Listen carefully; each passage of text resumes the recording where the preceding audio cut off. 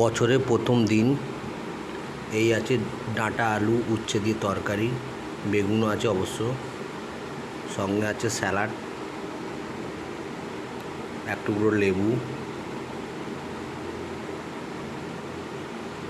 এই আছে কাতলা মাছের ঝাল, এই আছে পাবদা মাছ এক টুকরো, আর এই মটন 20 নম্বরের মটন, পাতলা করে পেঁপে আলু দিয়ে ঝোল। এই হচ্ছে রোববার দুপুরের মেনু, বছরের প্রথম দিন। বছরের প্রথম দিন বলে একটু ভালো মন্দ অবশ্যই খেতে হবে, নাহলে ঠিক জমবে না।